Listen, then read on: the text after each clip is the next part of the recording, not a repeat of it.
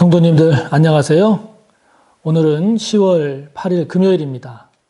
다 같이 사도신경으로 우리의 신앙을 고백합니다.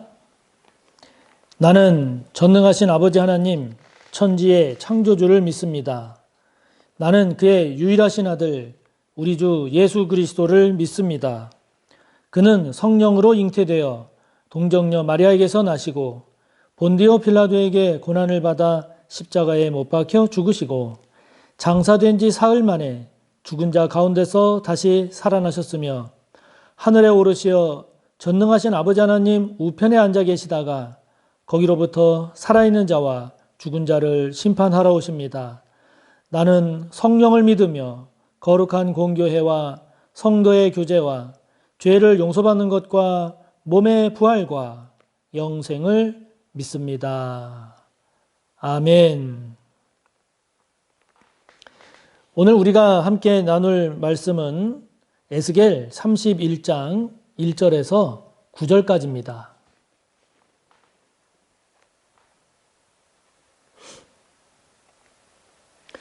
구약 1197조, 구약성경 1197조, 에스겔 31장 1절에서 9절까지입니다.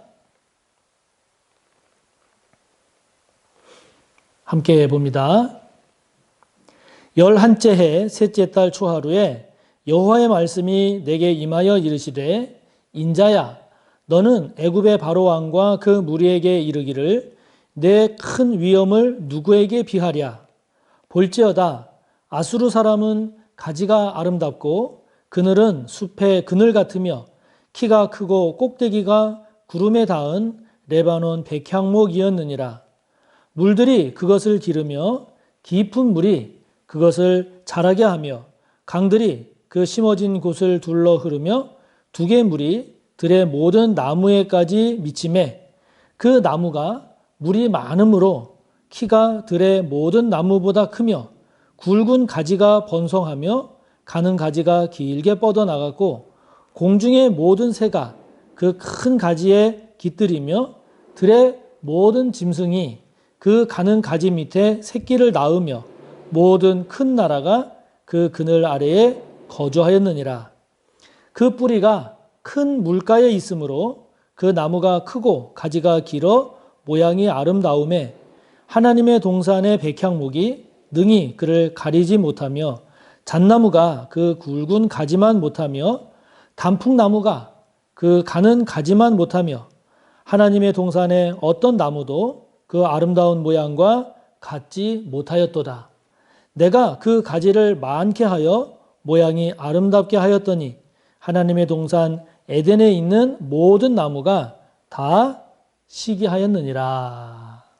아멘. 지금 애굽에 관한 이야기가 계속 이어지고 있는데요. 자, 오늘 애굽에 관하여 주시는 이 하나님의 말씀을 통해서 오늘도 우리가 우리의 믿음과 삶을 연결시켜서 함께 묵상하고 살펴볼 내용이 뭘까 하는 것을 함께 나누어 보려고 합니다. 지금 이 애굽에 대한 심판의 말씀을 쭉 주시는데 오늘 주시는 말씀은 언제 주셨는가 하니 1절에 보니까 11째 해에 이 말씀을 주십니다. 이 11째 해는 여러 번 말씀드렸지만 에스겔 1장 2절에 보면 에스겔에게 처음 말씀이 임하신 게 여호야긴 왕이 잡혀간 지 바벨론으로 에스겔이 잡혀간 지 5년째 되는 해에 말씀이 임했다 하는 이제 그거를 기준으로 해서 이제 11째 해 이제 이렇게 보거든요. 그때 5년째가 주전 593년입니다. 그러니까 이 11째 해는 주전 587년에 해당이 되는데요.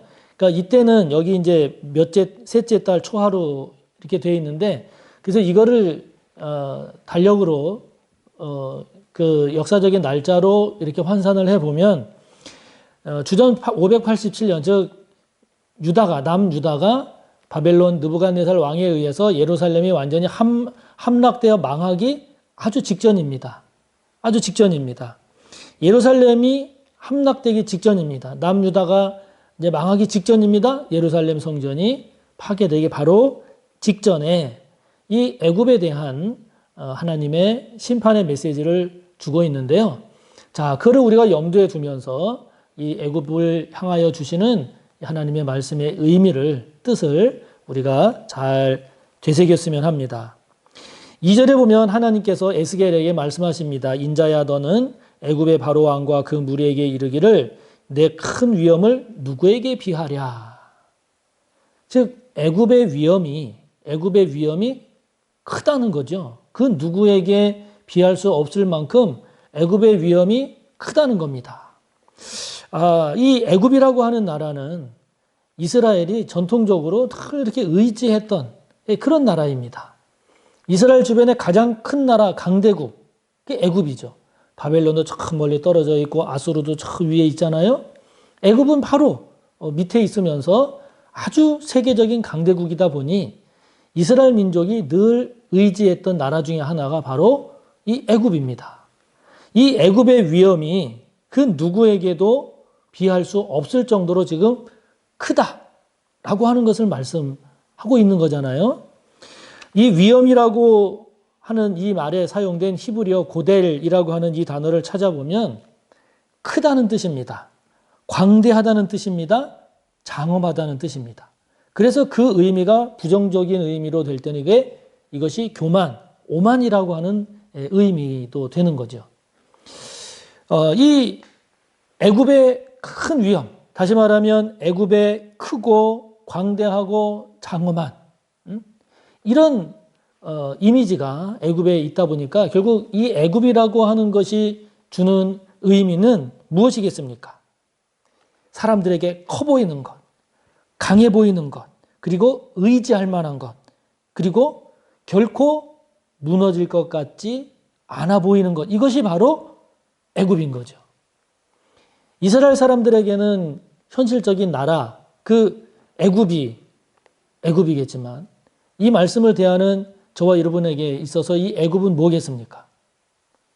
우리에게 무너질 것 같지 않아 보이는 것, 그 어떤 것보다 커 보이는 것, 그 어떤 것보다 광대해 보이는 것, 그 어떤 것보다 의지할 만한 것, 그것이 바로 오늘날 저와 여러분의 애굽인 거죠. 교회를 다니고는 있지만 주님을 믿는다고는 하지만 주님보다 더 커 보이는 것.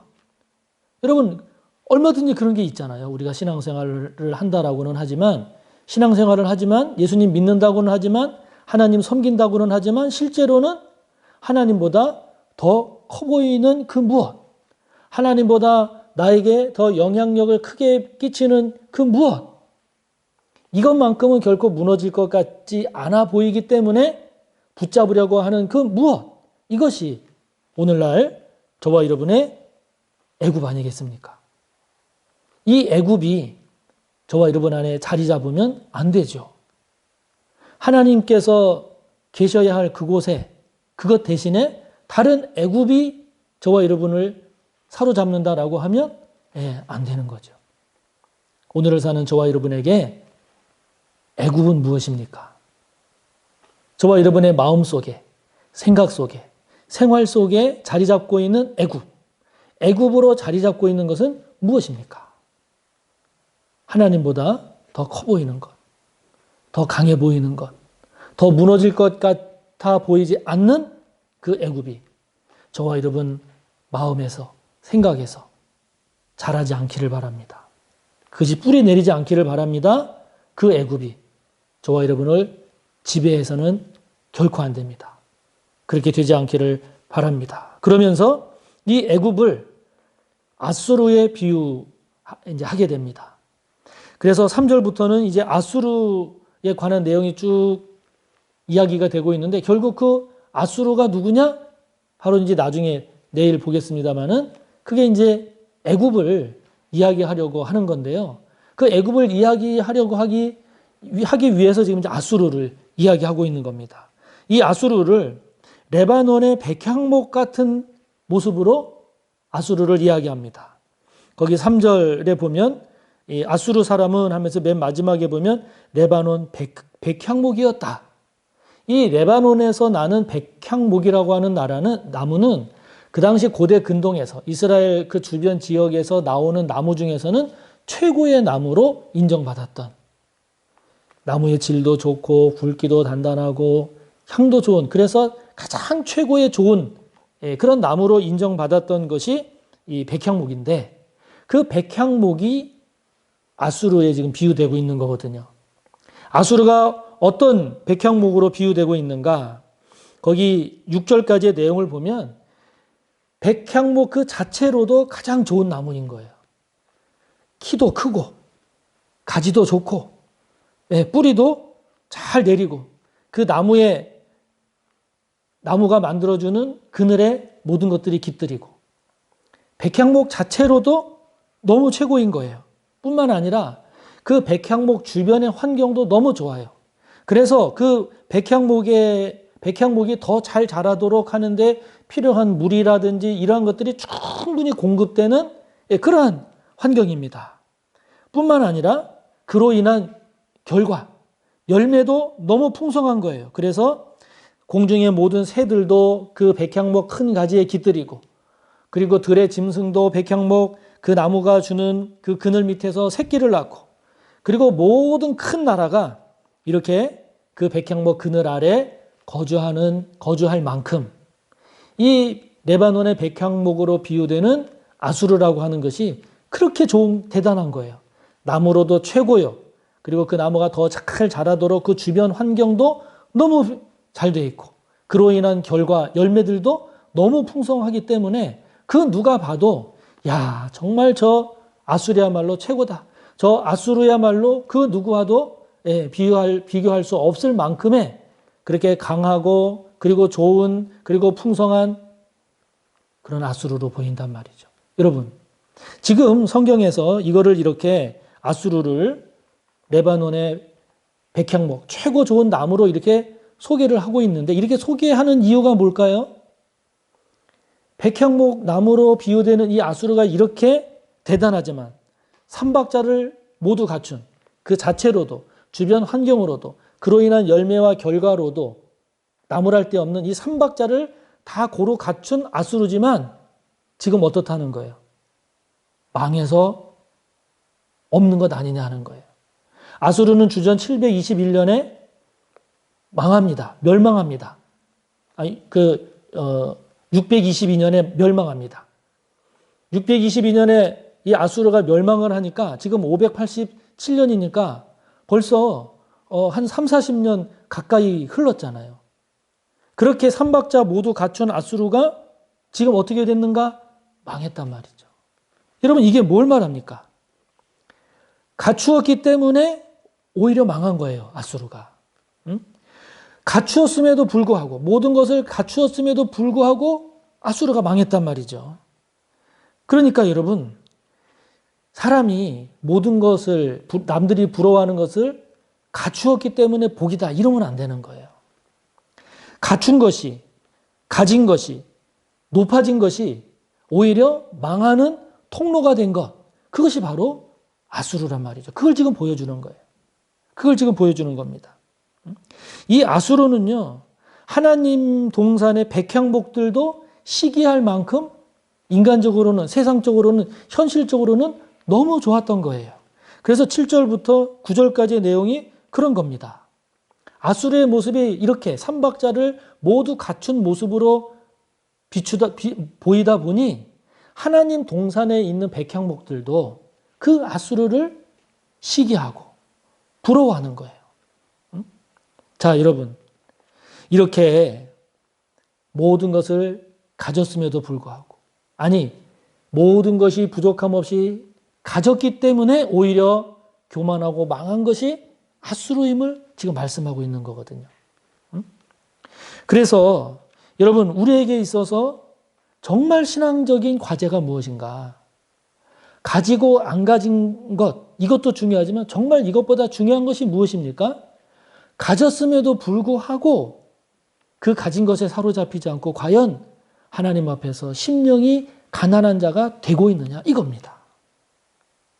높아졌음에도 불구하고 아수르처럼 교만함으로 빠지지 아니하고 높아졌음에도 불구하고 하나님 앞에 더 그만큼 겸손하고 있느냐? 이겁니다.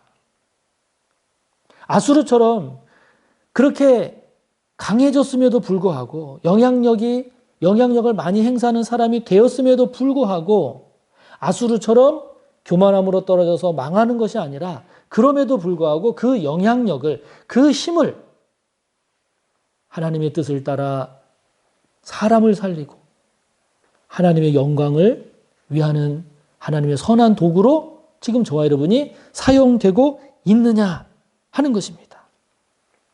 사랑하는 성도 여러분, 저와 여러분이 가졌음에도 불구하고 심령이 가난한 자가 되기를, 높아졌음에도 불구하고 더 하나님 앞에 겸손할 줄 아는 저와 여러분이 되기를, 그 누구보다 강해졌음에도 불구하고 오히려 사람을 살리고 하나님의 영광을 나타낼 줄 아는 그런 저와 여러분의 믿음의 삶이 꼭 되시기를 주님의 이름으로 축복합니다. 하늘에 계신 우리 아버지, 아버지의 이름을 거룩하게 하시며 아버지의 나라가 오게 하시며 아버지의 뜻이 하늘에서와 같이 땅에서도 이루어지게 하소서. 오늘 우리에게 일용할 양식을 주시고 우리가 우리에게 잘못한 사람을 용서하여 준 것 같이 우리 죄를 용서하여 주시고 우리를 시험에 빠지지 않게 하시고 악에서 구하소서. 나라와 권능과 영광이 영원히 아버지의 것입니다. 아멘.